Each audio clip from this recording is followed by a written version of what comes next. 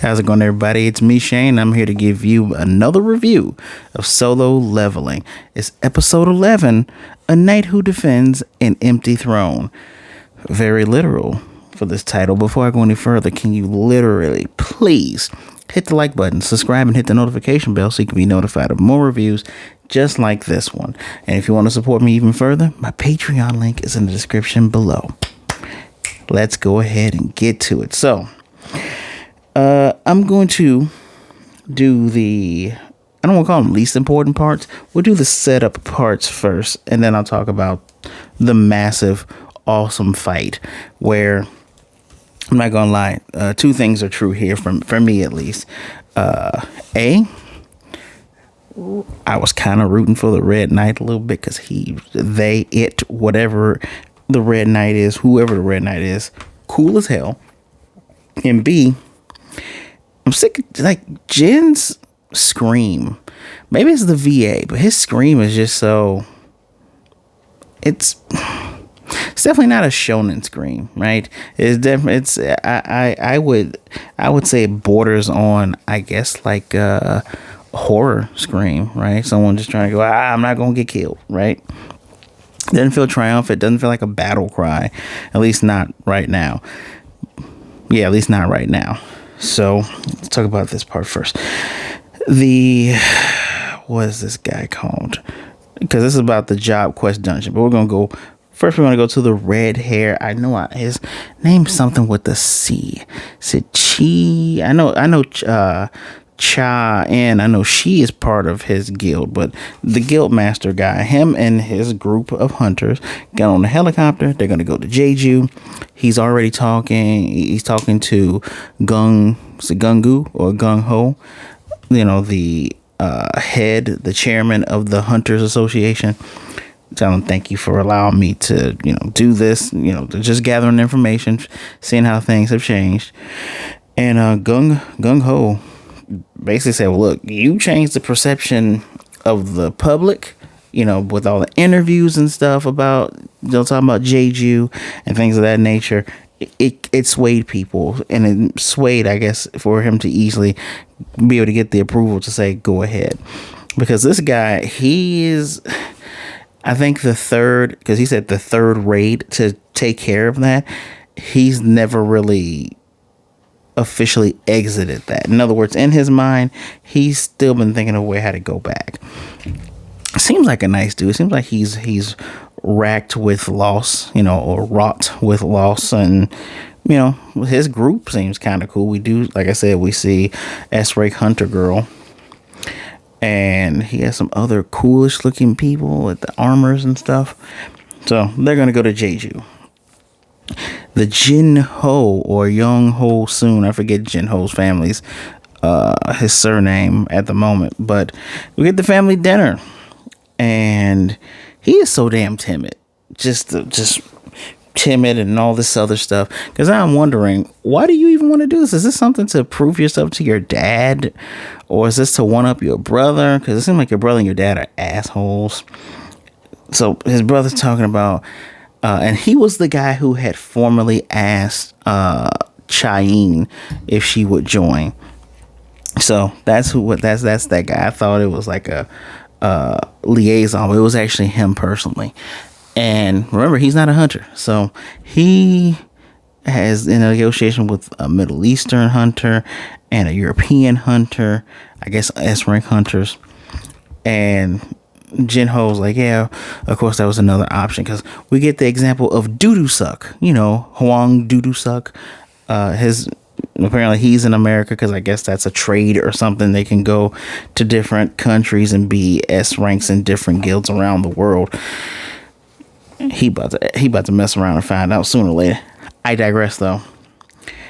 He then tells brother of Jin-ho, his name's Jin-sung. Jin-sung literally goes, I know about your C-rank dungeons acquisitions and stuff, and I'm just going to tell you, don't ever get in my way. At least I think he said don't ever, or don't even think of getting in my way. One of those two. I was just looking, and then the dad's just smiling, just after saying you haven't touched your dinner. You're proud of this. Like, you claim that your whole deal is, oh, we can't just let these guilds have a monopoly on things. Yeah, you're full of shit. You don't care. This is all about expanding your power, since you apparently having a construction company in South Korea is a big deal. I don't know. I don't particularly care, but I don't know. I have a feeling that when our guy here, Jin-ho, gets kidnapped or possibly killed by doo-doo suck, I got a feeling that the family's gonna go, oh well, if he was strong enough, and that's gonna be up to our boy Jinwoo to have to deal with it. So let's go. Nope, done with that. Let's go back to Jinwoo, who's finally going to do this job change quest. At least that's what it says. Maybe some of this English don't really match up sometimes, such as later on he talks about getting enhancement points. At least that's what the translation said, but then literally written on there it says advancement points. So is this a job change quest, or is this a job enhancement quest for whatever job he currently has? He seems like he's between assassin, who's taking some levels in fighter. If you know your D&D stuff, you know what I'm talking about. But he goes in immediately. Dungeon tells him he can't heal. He can't use any of the fast heal that he would normally get with the dailies. And he didn't do his dailies, but I think after this, the system seems to be alive. So I don't think the system's going to make him do the dailies, but it's interesting, right? So in here, he first fought a knight, which his blade isn't going through. So he thinks about the blue venom cobra. And he goes, well, you're not the only enemy I fought with a tough exterior. Just stupid yelling. Rips his head off. It's like black goo comes from it. But he doesn't get a time to rest because more knights come in. And then there's mages and there's archers. And an assassin that did the stealth move. He was able to perceive it in time. Which, again, Jin, you did all your boosts in strength. I don't know if he did anything in agility, but we saw strength, right? You put none into your intelligence, which intelligence equals to mana in most game systems, right? And he even reflects on that. Yeah, I can only do these skills a set amount of times. Fatal blow was useless against the armored knight foes. But he tells us, obviously his thoughts are for us, about different ways. You need different things to beat these different enemies. Like for knights, you need strength so you can break their defenses. For assassins, you gotta have good perception so you can get around whatever tricky BS they're gonna do. For archers, you gotta have agility. And he said the real issue is the mages, right? You need intelligence to counter a lot of the spells, and he ain't all that intelligent. So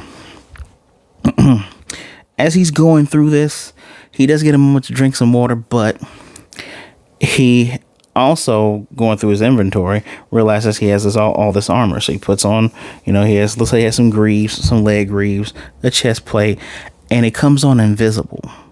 So I know for some games when you put on armor and armor looks ugly, but it's better stats than armor that you like, that looks good.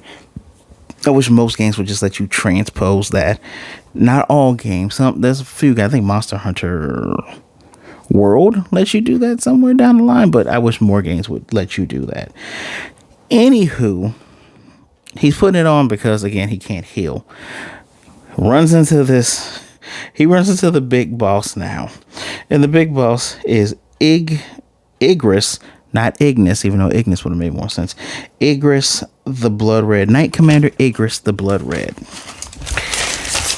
And blood red indeed. Dude has a giant sword.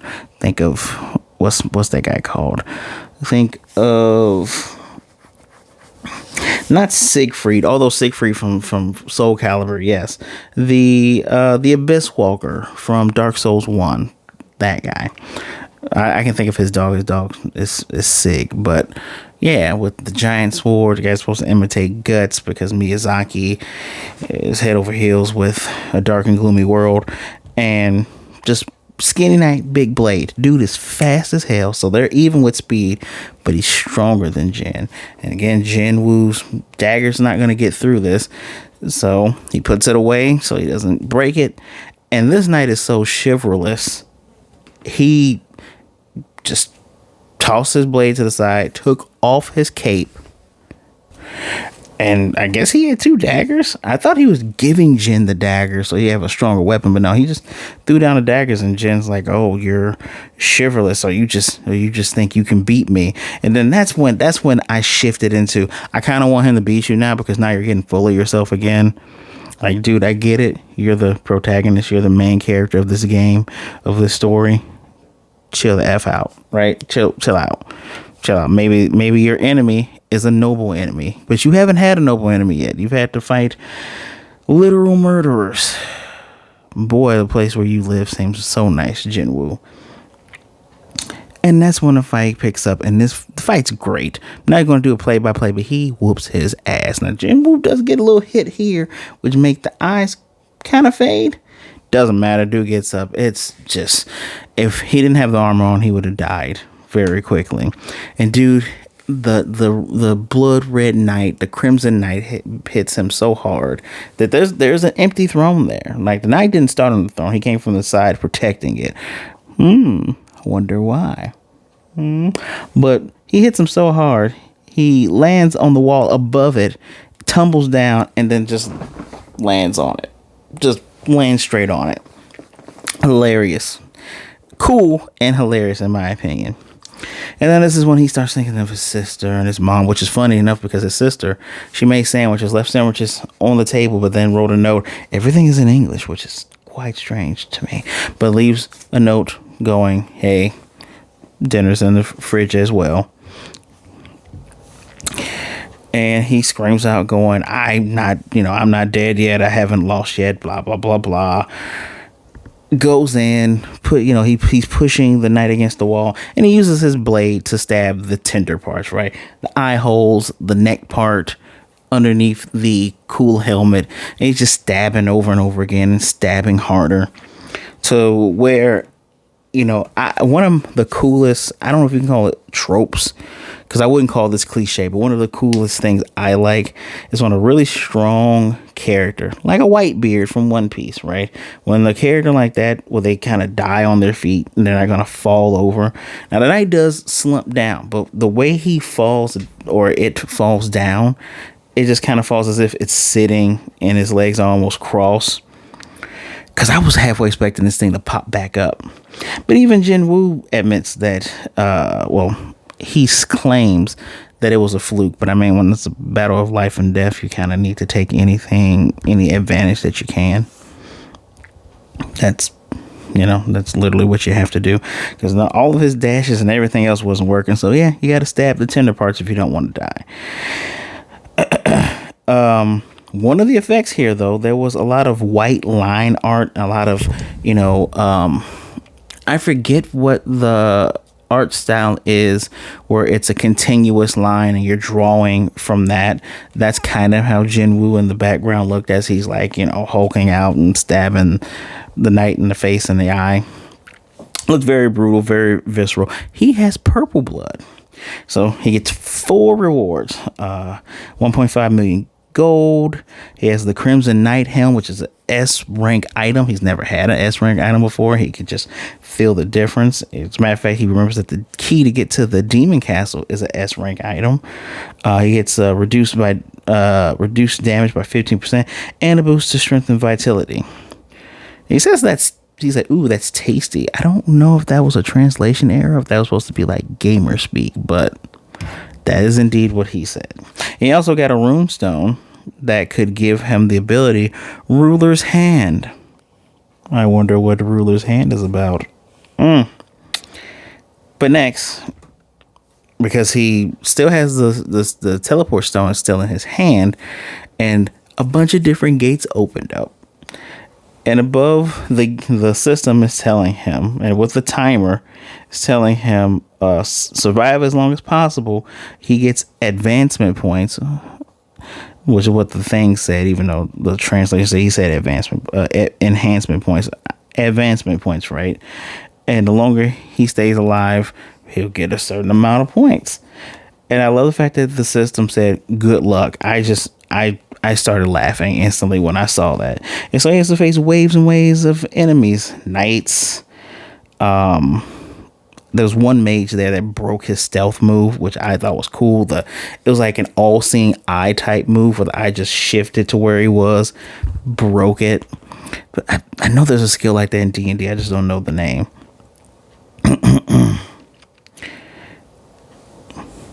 He's using his murderous intent moves, but he's getting sliced in the back. A hammer hits him in the arm. He drops the stone. Obviously, he's not going to die because he's already died once. This is not that kind of series, but he is sweating, and I do want to see how he makes it out of this. The next episode we get is called Arise, which coincidentally happens to be the name of the solo leveling video game, mobile game, I believe. I think it's a mobile game. I'm unsure on that, but yeah, Arise. I guess he's going to, rise up.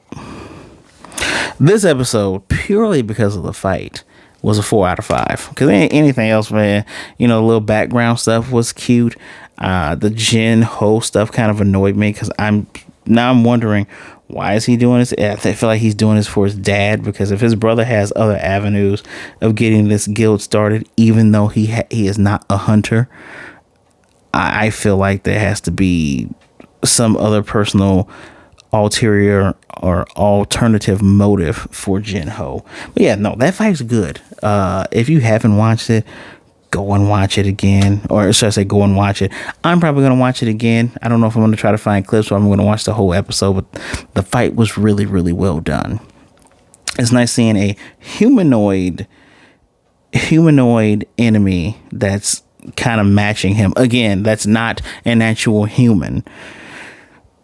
Because, he's already fought like 3 or 4 humans. He actually, Jinwoo even remarks that it feels like the little night battles with the mages and all that, it feels like he was reliving all of his other battles that he's had. Because we see Chang-shik. We see the one mage from the Hwarang Dung Suck battle when he's looking at mages and stuff. So it is kind of like a skill check, or should I say a power-up check. So we're going, okay, everything that you've learned, go ahead and do it. But yeah, 4 out of 5 for me. Let me know what you think in the comment section below. Since this was episode 11, I'm going to assume the series is going to end. Well, the first season is going to end in like 2 episodes, if not next episode. I'm quite interested in seeing what happens there. I guess we're not going to get the Hwarang Suck S rank thing until next season, maybe. I have an idea of what's coming. I just don't know when it's coming. So, let me know. Are you enjoying the series so far? What did you think of this episode? Leave it in the comment section down below.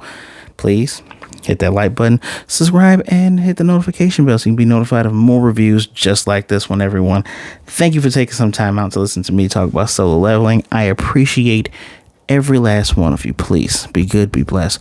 Wash those hands, all right? Be good to yourself, be good to others. Make sure you're staying safe out there. Either way it goes, please don't be a jerk. All right. Remember, there are people out there that care about you. I'm going to need you to reach out to somebody if you're, feeling sad and down and out. You got something weighing heavily on your heart and on your mind. Reach out to somebody, because people out there would rather see you and talk to you today than to miss you and mourn you tomorrow. All right. My social media in the description below, right underneath that Patreon link. Just go ahead, give me a follow, send me a message. Be cool about it. Be good, and we be good. All right. All right. Until next time, guys, I can't wait to see how we level up.